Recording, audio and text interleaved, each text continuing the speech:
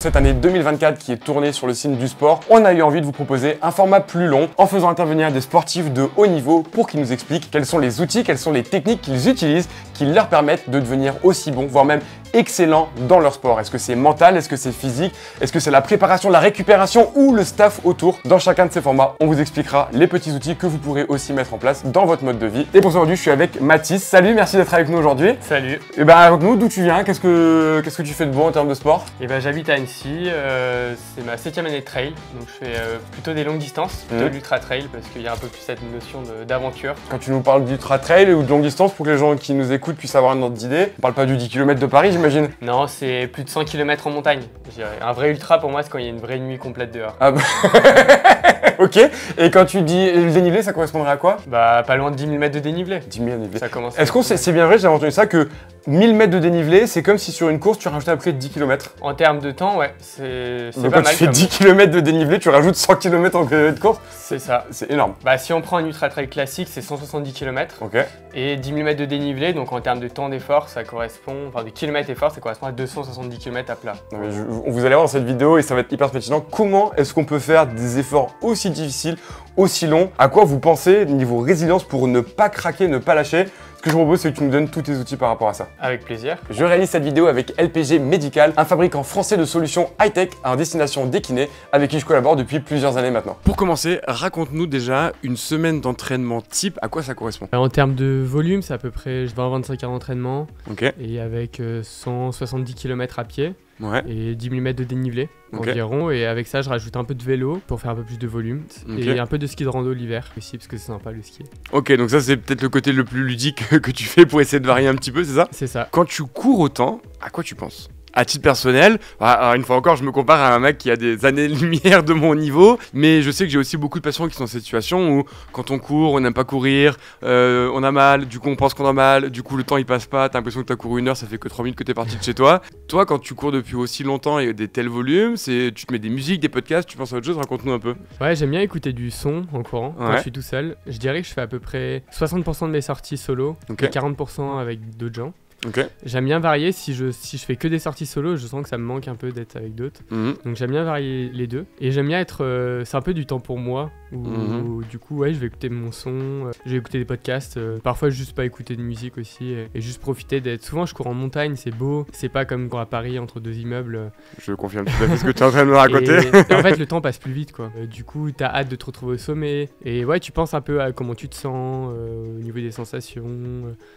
Et tu vis le moment présent quoi. Ok, j'imagine qu'il y a des courses que tu refais régulièrement, enfin au vu du volume que tu as, tu peux pas à chaque fois que tu cours faire une nouvelle sortie. Pareil, t'as pas un peu ce côté redondant de passer toujours au même endroit, de faire toujours les mêmes parcours, etc. En fait c'est jamais exactement pareil parce que ça varie avec les saisons. Quand t'es en montagne, les forêts changent, les couleurs changent, c'est jamais pareil, le terrain est pas le même. Tu vas jamais avoir 2 runs qui vont être exactement pareils parce que même en termes de mindset, tu vas jamais aborder le run de la même manière.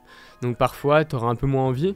Parfois ça va passer super vite parce que t'avais envie de courir. Mais ouais, parfois il faut un peu se bouger pour y aller, hein, comme tout le monde. Et ça c'est pertinent et c'est un truc qu'on retrouve souvent, moi je l'ai avec les patients au cabinet ou autre. Comment toi t'arrives à te motiver les fois où t'as pas envie? Parce que j'imagine, n'importe quoi, quelqu'un qui s'entraîne 4-5 fois par semaine, s'il a une fois ou deux il est pas motivé, ok. Mais toi avec les volumes que t'as, est-ce que déjà c'est fréquent de pas avoir envie? Ou alors est-ce que vraiment c'est tellement ta passion que t'es tout le temps motivé? Et quand c'est pas le cas, qu'est-ce que tu mets en place pour le faire quand même? Alors je dirais que ça marche pas mal par cycle. Et en fait il y a des cycles où en termes de motivation t'es assez haut, et des cycles où t'es un peu plus bas parfois. J'aime bien le faire du volume, et j'aime bien les cycles où vraiment je vais borner en vue de la course. Donc là par exemple j'ai fait un cycle j'avais 9 jours un peu de bloc d'entraînement, et j'ai fait 300 bornes et 20 000 mètres de dénivelé en 9 jours. Et franchement c'est passé super vite, j'ai pas vu le temps passer. Et à l'inverse, il y a 5 jours juste après où j'ai un peu coupé, je devais courir 1h30 par jour, et j'avais un peu moins envie parce que en fait j'étais un peu moins dedans parce que je savais que je devais me limiter. En fait c'est un peu des cycles comme ça de haut et de bas, et il faut arriver à faire avec. Et par contre moi je travaille beaucoup avec les ancrages positifs en fait, qui me ramènent à pourquoi je cours,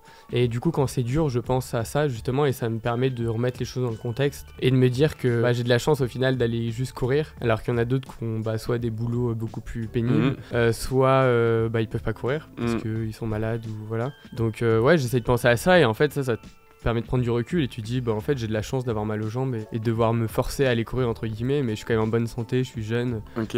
C'est un luxe quoi. C'est intéressant ce côté ancrage positif, je pense que tout le monde ne connaît pas. Est-ce que c'est une notion que tu peux développer un petit peu plus? Parce que je pense que c'est un outil qui est très puissant, que les gens soit ne connaissent pas, soit sous-estiment. Qu'est-ce que c'est? Comment toi tu l'utilises et quelles sont les conséquences derrière? En fait, je fais de la prépa mentale à côté, je l'ai travaillé du coup avec ma prépa mentale et en fait, c'est un peu les fondements qui te ramènent à pourquoi tu cours, quand c'est dur justement, ou quand t'as pas envie. Ça te permet de te ramener à des images positives, des moments un peu de joie où tu te sentais heureux, sur le bord de la plage avec ta copine, il faisait grand beau, c'était le paradis. Et du coup, quand t'es dans le dur, qu'il fait nuit, qu'il fait froid et tout, et juste de penser à ça, et ça va te remettre un peu le sourire. Et ça peut être aussi d'autres choses comme penser à des proches qui sont malades ou qui sont plus là ou des choses comme ça. Et ça, c'est assez puissant comme outil. Ouais. Ok. Après, tu peux aussi associer ça avec des lettres, par exemple. Des lettres? Ouais, moi j'en ai un, par exemple, c'est associé à photo. Et en fait, chaque lettre, ça signifie quelque chose. P-H-O-T-O, donc ouais, le P ça. signifie quelque chose chez toi. C'est ça. En gros, performance, heureux, objectif, transpiration et objectif. Ok. Pourquoi 2 fois objectif?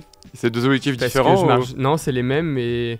je marche ça faisait faute et c'était beaucoup moins rigolo, donc on a mis photo. Non, mais c'est très important quand même pour moi les objectifs en fait. Et disons qu'en fait il y a des objectifs plutôt axés performance et d'autres un peu plus axés découverte. Parce que j'ai des objectifs plutôt avec des dossards et d'autres un peu plus en off, sans dossard. Donc des fois où tu te dis ok j'ai envie de le faire mais j'y vais pas pour le classement mais plus pour l'expérience de la course, ce serait ça? Oui en fait j'ai envie de... Non en fait c'est des... En off en fait ce qu'on appelle c'est des tracés en fait qu'on fait par exemple la traversée d'un massif de montagne. Et en fait c'est de te dire je vais le traverser le plus rapidement possible, mais tout seul, sans qu'il y ait de course autour en fait, okay. Comme la Maxi Race. Et donc ça c'est un objectif qui est un peu différent en fait d'une course où tu es aligné avec d'autres personnes à tes côtés.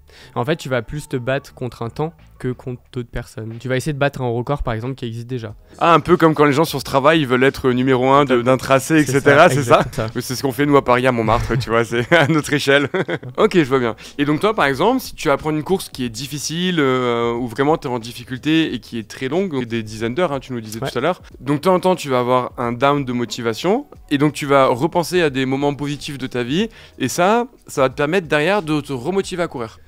Ouais, en fait, tu vas te dire que là, c'est juste un petit moment un peu bas dans ta course, mais que ça va revenir. Et en fait, sur un ultra comme dans la vie, t'as des hauts et des bas et ça revient toujours. Et il faut persévérer pour ça.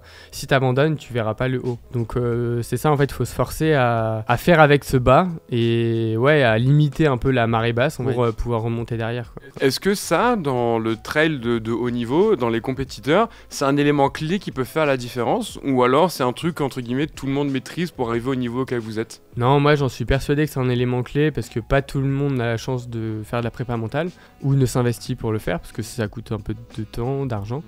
Mais je pense que c'est un outil très puissant. L'ultra, ça va tellement loin, c'est une introspection profonde. Pour moi, c'est fondamental d'en mettre un peu. Après, tu peux la faire tout seul si tu es à l'aise avec ça et si tu connais un peu les concepts. Mais moi, personnellement, je connaissais pas trop ce concept et ça m'a vraiment beaucoup aidé de faire ça avec quelqu'un de...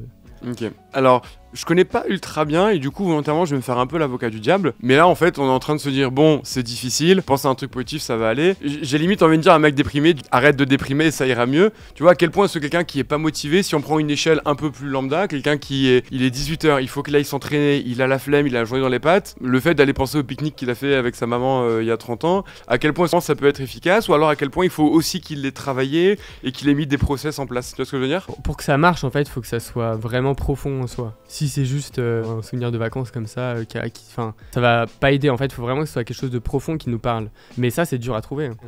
Tu peux mettre toute ta vie à le chercher, en fait. Toi, ça t'a pris du temps à trouver? Quelques années. En fait, je connaissais même pas l'existence de ça. Quand je l'ai découvert, maintenant, je sais que c'est un outil vraiment puissant et profond. Et du coup, je sais que ça m'aide. Et par exemple, 7e année de course à pied, sur des longues distances, j'en suis à plus de 25 courses et j'ai jamais abandonné une seule course. Et je pense que c'est aussi grâce à ça. L'abandon, il est fréquent en trail? Ouais. Et sur ces abandons, à quel point est-ce que tu peux ne pas savoir, mais à quel point est-ce que c'est des abandons, je me suis fait une entorse de cheville et je peux plus poser pied par terre, et je sais que ça arrive, on en a parlé avec d'autres trailers là, depuis qu'on est sur Annecy, VS à quel point c'est difficile, je suis peut-être parti un peu vite, peut-être que ma prépa a pas été bonne, j'ai peut-être mal géré ma nutrition et compagnie, et donc j'arrête. Tu saurais dire, ou d'expérience, ou de ce que t'entends un petit peu? Alors il y a forcément une part de blessure, après il y a des blessures où tu peux quand même pousser un peu. Ne poussez pas trop, je suis quand même kiné, je tiens à vous dire si vous avez une fracture de fatigue, arrêtez de courir. Mais ok, j'entends. Mais sinon, en fait on dit qu'en trail, la principale cause d'abandon c'est les soucis gastriques. Et en fait, les soucis gastriques, ça t'empêche de t'alimenter, du coup, t'as plus d'énergie, tu peux plus avancer. Mais pour moi, ça revient forcément à un moment et tu peux quand même aller au bout. Enfin, tu peux pousser, après, il faut pas... Mettre sa santé en danger. Oui, tu restes en montagne,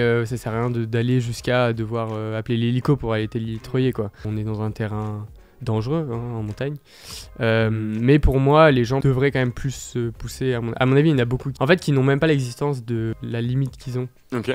Et je pense que c'est ça qu'il faut chercher. Et justement, quand tu passes dans des moments très bas, et ben, tu vas pouvoir aller chercher ces limites-là. Et moi, c'est pour ça que j'aime bien le long aussi, c'est que ça joue en dehors des capacités physiques. C'est pas le meilleur physiquement qui gagne, c'est le meilleur mentalement et physiquement, quoi. Et qui aura bien géré toute sa course, qui se sera adapté aussi à tout ce qui va survenir pendant ces heures de course.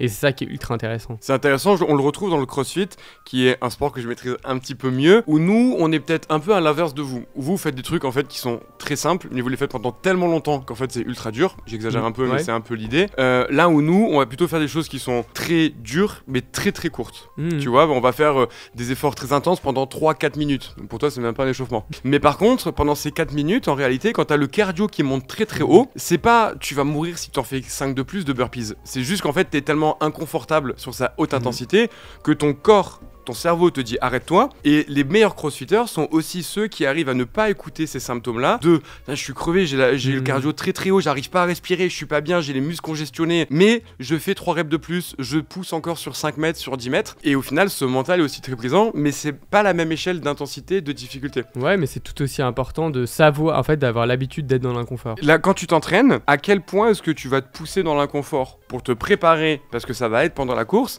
mais à quel point est-ce que tu n'y vas pas trop non plus, parce que ça va quand même te fatiguer, je pense, d'un point de vue physique, sur les bandes que tu vas faire, et mental. C'est un truc auquel vous faites attention ou non, vous dites je fais, et puis en fait je fais le volume que je dois faire et je vois comment mon mental évolue derrière. Ben en fait sur de l'ultra on fait quand même pas mal d'intensités courtes aussi. Enfin par rapport aux heures qu'on fait en montagne, ça paraît très court, ça peut être des efforts de 5-10 minutes par exemple.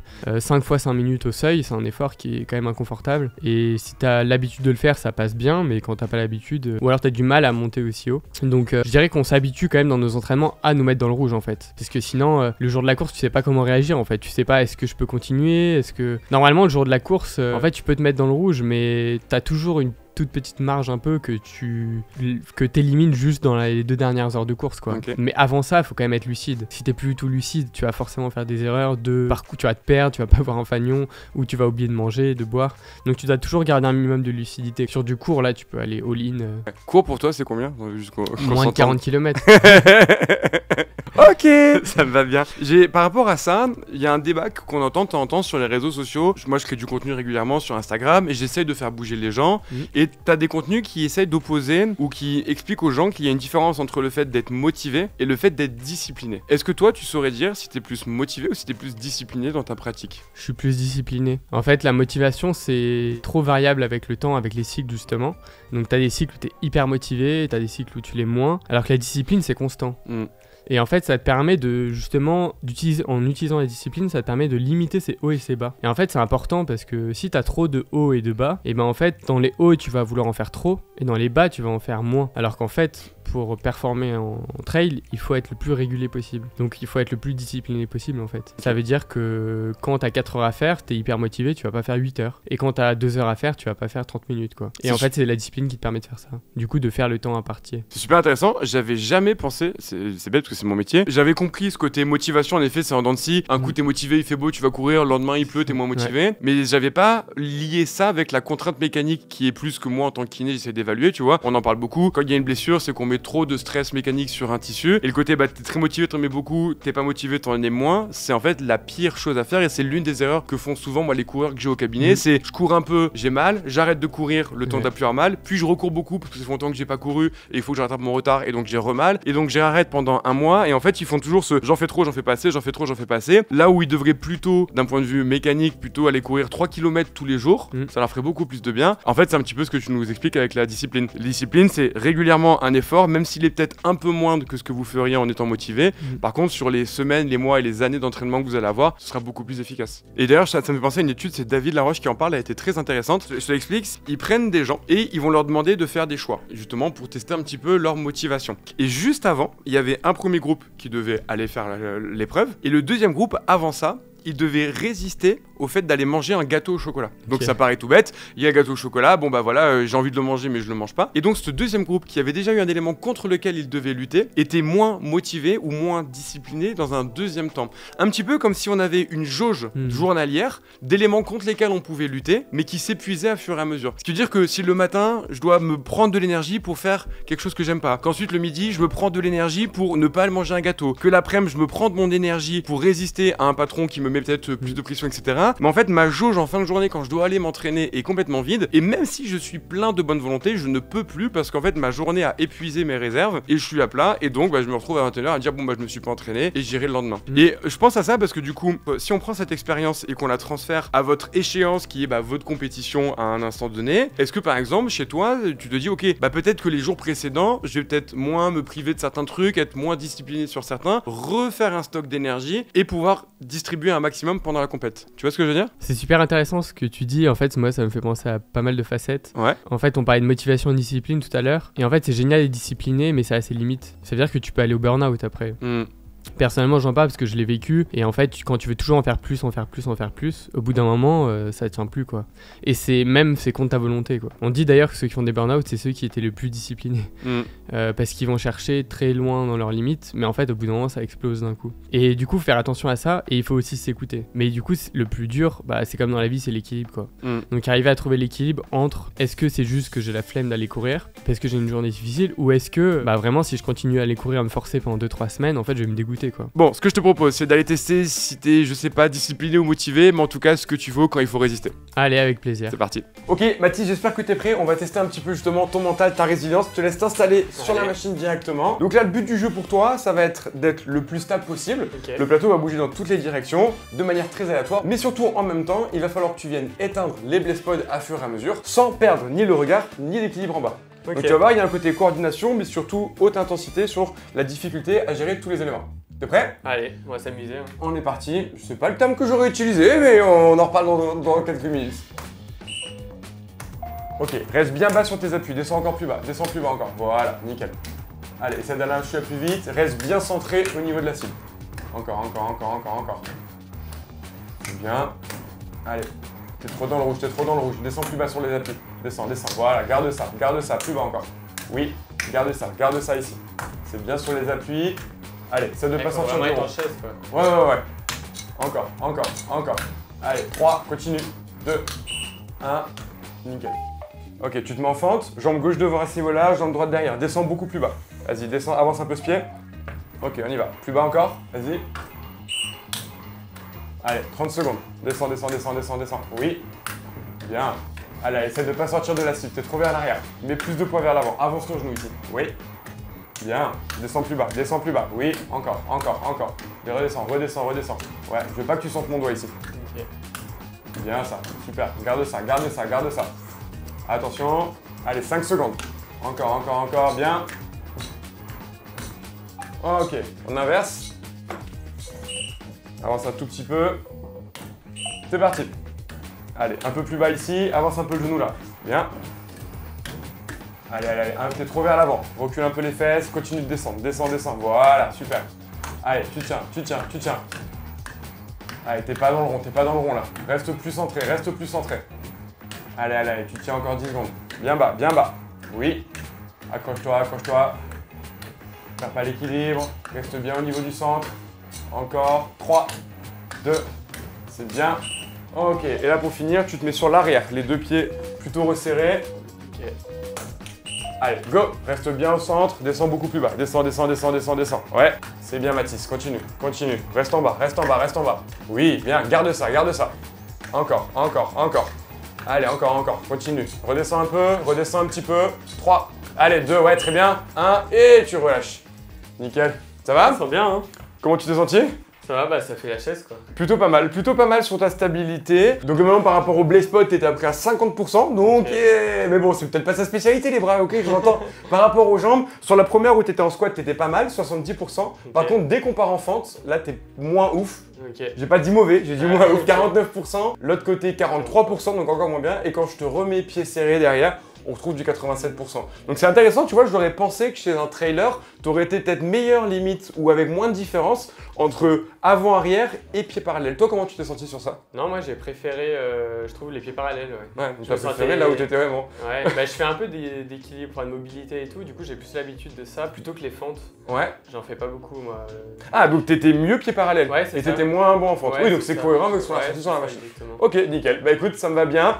Pas mal quand même, je pense qu'il y a un petit mental qui est pas mauvais. Ok, bien joué Mathis, c'était vraiment pas mal. J'ai un point que j'aimerais qu'on approfondisse tous les deux. C'est intéressant, moi il y a un lien que j'aime bien faire, c'est que je visualise le burn-out comme au niveau psychologique, ce que le surentraînement au côté physique. Ouais. Tu vois, le surentraînement, ça va être quelqu'un qui va trop s'entraîner, même s'il a l'impression qu'il va bien, il va trop s'entraîner, et il y a un moment donné où son corps va lâcher, il va pas s'en rendre compte, donc soit il va se blesser, soit il va plus avoir de jus, il va plus bien récupérer, il va avoir des problèmes de sommeil, des problèmes de libido, etc. Là où le burn-out plutôt mental serait un petit peu dans ma vision la même chose, où tu pousses au travail, tu pousses dans différents éléments de ta vie, et il y a un moment donné, tu fais ton burn-out, t'arrives plus à sortir du lit, t'arrives plus à rien faire. Le surentraînement physique, qui est quand même plus à mon avis fréquent que le burn-out chez les trailers, c'est un truc qui arrive fréquemment, c'est un truc dont on parle, dont on essaie de faire attention, parce qu'avec des tels volumes d'entraînement, j'imagine que ça doit être un sujet. Ouais, carrément, il y en a beaucoup, on voit beaucoup de sportifs blessés avec des fractures de fatigue, etc., qui durent plusieurs semaines, voire plusieurs mois. Donc c'est quelque chose de fréquent et il faut faire hyper attention à ça, et c'est pour ça que la discipline est importante, parce qu'en fait, bah, justement, si tu marches juste à la motivation, tu vas avoir des hauts et des bas. Et après, d'un point de vue mental, bah, c'est à peu près la même chose en fait. Si tu te forces trop,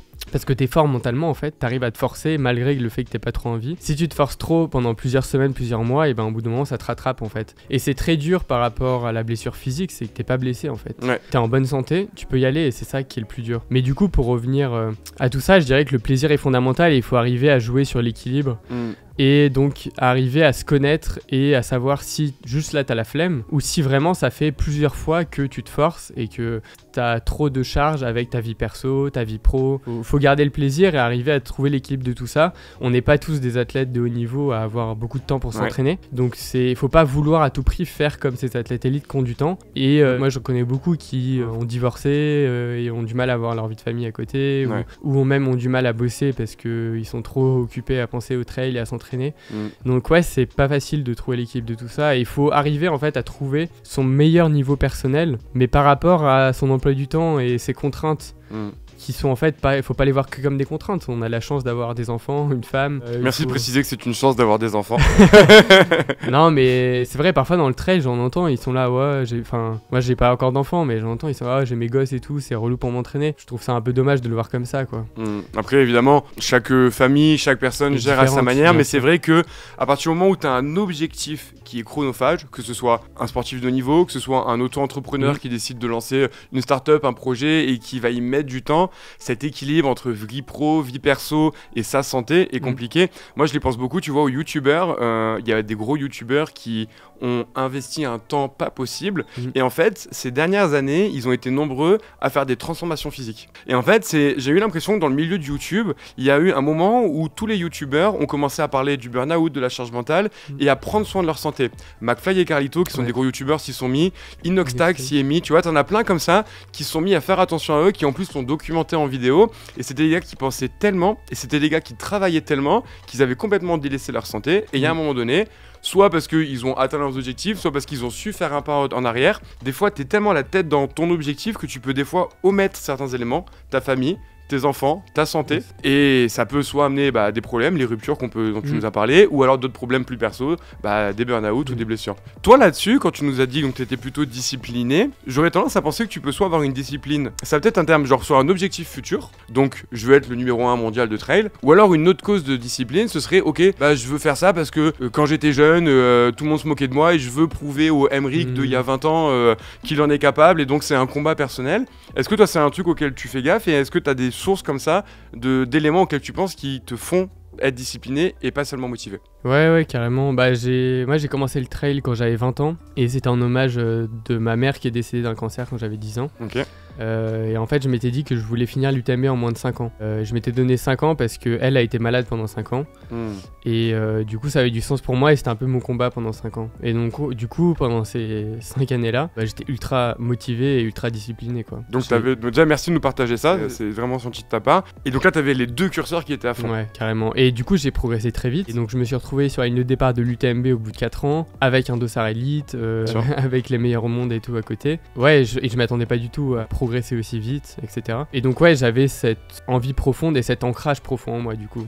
J'ai jamais eu de baisse de motivation pendant ces 4 années. Donc l'ancrage positif dont tu nous parlais tout à l'heure. C'est ça. Et donc j'ai participé à cette UTMB. Alors j'étais amené 88e. J'étais un peu déçu sur le coup parce que j'espérais faire plutôt top 30, top 25. Mais bon, avec du recul, maintenant je me dis que c'était quand même plutôt cool. C'était mon premier ultra trail. Et juste après, j'ai participé à l'Ultra Maxi Race à Annecy. Du coup, ça faisait 1-2 ans que je voyais que juste l'objectif de finir l'UTMB avait moins de valeur en fait. Parce que je savais que je pouvais le finir en rando. Enfin, j'avais le niveau pour faire bien mieux que juste finir. Alors que de base, quand j'ai commencé, j'étais à Paris, en école de commerce, et je trouvais ça fou. Les gens qui finissaient l'UTMB, je les voyais comme des super-héros, quoi. Ouais. Et puis en fait, 3 ans après, je me disais, mais si je finis en 40 heures, je serais déçu, quoi. Et du coup, je m'étais dit, bon, j'ai envie de gagner un bel ultra-trail, un peu en France, un peu de valeur. Et du coup, c'était devenu ça un peu mon deuxième objectif après l'UTMB. Et en fait, 2 mois après l'UTMB, je fais l'Ultra Maxi Race du coup et je gagne. Et je pensais pas que ça arrivait aussitôt. Et en fait, du coup, c'était la fin d'un cycle et j'avais rien prévu derrière. Et du coup, j'avais été tellement haut en activation pendant ces 4 années-là que derrière, j'ai eu un gros down l'année d'après, quoi. Ouais, ça a été vraiment dur. Et après, j'ai réussi à en sortir en me refixant de nouveaux objectifs et en revenant avec un projet associatif. En fait, j'en avais marre de ce côté égocentrique où je cours seulement pour être le meilleur par rapport à moi ou par rapport aux autres, on sait pas trop. Et du coup, je voulais revenir, mais avec des messages positifs sur l'homme, sur l'environnement, sur le dépassement de soi, sur la santé mentale, sur la santé physique, et en faisant des cagnottes pour des associations caritatives. Donc t'en as plusieurs variées ou t'en as une vraiment que tu soutiens régulièrement ? Alors, du coup, j'ai commencé l'année dernière, donc c'était ma première saison, et donc j'ai créé cette cagnotte en faveur de l'asso qui s'appelle À chacun son Everest. D'accord. Qui est une association basée à Chamonix, qui a été créée par Christine Janin, une médecin et la première femme d'ailleurs à avoir grimpé l'Everest. Et ça me parle beaucoup parce qu'en fait ils organisent des stages de rémission en fait du cancer auprès de femmes et de jeunes enfants. Donc ça avait beaucoup de sens pour moi. Normal. Et mon père avait même donné à cet asso quelques années avant du coup. On mettra les liens dans la description de cette association s'il y en a qui veulent aller voir. Génial. Ouais, c'est vraiment une belle association. Du coup, j'ai récolté plus de 6300 € l'année dernière. C'est pas beaucoup par rapport à d'autres levées de fonds. C'est bien par rapport à d'autres qui font rien, on va dire. Mais voilà, j'étais très fier en tout cas de tout ça. J'ai eu plus de 30 donateurs, donc c'était chouette. C'était la première année. Et du coup, là, ça va être la deuxième saison et je pense que ce projet va durer 20 ans. Chaque année, j'aimerais aller vers une asso un peu différente parce qu'il y a tellement de gens à aider et de causes différentes aussi. Et donc cette année, ça va être en faveur d'une asso qui s'appelle What's Life Project et en fait qui aide des enfants dans des écoles à avoir accès à l'éducation et à du matériel scolaire. Okay. C'est dans des villages en fait vraiment défavorisés au Népal. Et le but, c'est aussi d'apporter du matériel de sport là-bas pour montrer en fait l'intérêt du sport dans ces pays-là défavorisés. On mettra aussi le lien dans la description. T'en as encore beaucoup ? Non. Et c'est trop donc cool. Voilà, là ça va être la deuxième saison du coup. Et en fait, c'est un projet qui a 40 objectifs d'ultra. Et du coup, je sais que ce projet va me durer 20 ans, je pense, parce que chaque année, à mon avis, si j'arrive à en attendre 2 par an, ça serait chouette. Ouais. Et donc, en fait, c'est 40 projets qui sont axés avec des objectifs de performance derrière. Et donc là, je vais participer à la Maxi Race après-demain. Et j'ai un objectif de top 10 dessus. Donc ça veut dire que si je termine 12e, il faudra que je revienne dessus pour valider ce projet en fait. Ok, je comprends. Donc c'est un peu moi qui me suis fixé mes propres objectifs, mais c'est des objectifs qui me parlent et en fait qui me semblent atteignables par rapport à mon niveau sans avoir à regarder le niveau des autres, quoi. Ouais. Mais déjà c'est un super projet, donc vraiment bravo à toi. Et une fois encore, moi ça me fait écho à ce que je peux souvent entendre dans mon cabinet, qui est en fait pourquoi est-ce que les gens font ça ? Tu vois, là on tourne cette vidéo, on est au mois de mai, sur les réseaux, t'as le Summer Body qui se commence. Pourquoi est-ce que les gens ils veulent vraiment perdre du poids ? Tu vois ? Et au final, quand des fois on a du mal à atteindre les objectifs qu'on se fixe, à faire un pas en arrière et de se demander ok, cet objectif, pourquoi est-ce que je me le fixe ? Est-ce que j'ai vraiment envie de perdre ces 10 kilos ou est-ce que c'est des didactes qui font que je veux être plus mince sur la plage cet été ? Tu parlais des next steps, en tant que créateur de contenu, il y a beaucoup de créateurs qui veulent 1 million de followers et sauf que quand t'écoutes tous ceux qui sont arrivés à 1 million de followers, on fait quoi ?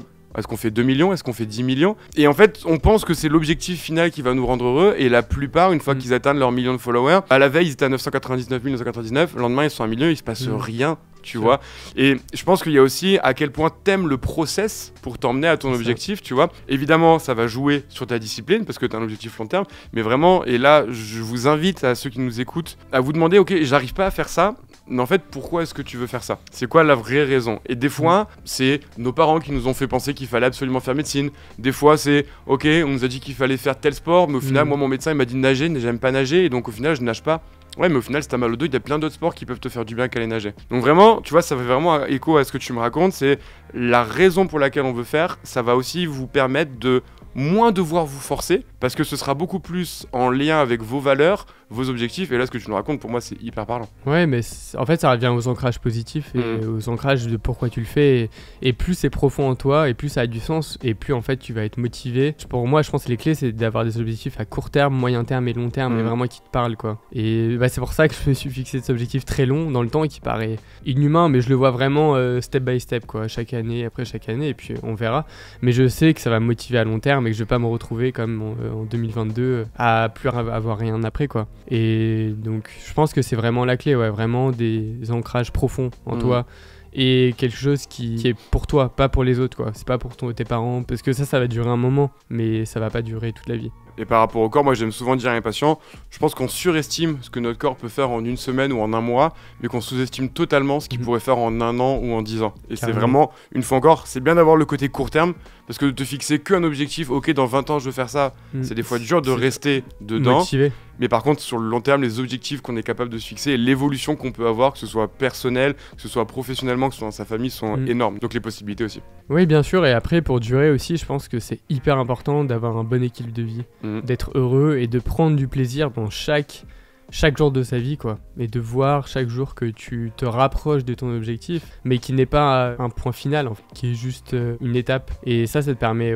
d'être heureux dans ta vie, en fait, tout simplement. Et je pense que c'est hyper important. C'est beau. Je pensais qu'on allait faire un podcast genre mindset, dépassement de soi, et en fait c'est hyper philosophique, etc. C'était trop cool. Merci beaucoup. On mettra tout ça dans la description. Si on veut te suivre un petit peu sur ces projets, sur ces courses, où est-ce qu'on peut te retrouver, s'il te plaît? Là où je suis le plus, c'est sur Instagram, donc Mathis Granet avec 2 T. On voit que tu as l'habitude de préciser. Et après, si vous voulez sur les entraînements sur Strava, sinon je suis aussi après. Ok, trop cool. En tout cas, j'espère que cette vidéo vous a plu, vous a apporté des clés, des solutions, va vous aider pour vos objectifs à court et à long terme. Si c'est le cas, pensez à la liker. Si vous avez des questions ou vous voulez soutenir Mathis, vous nous les mettez dans les commentaires. Encore merci à LPG de nous soutenir sur ces vidéos et je vous dis à la prochaine. Ciao!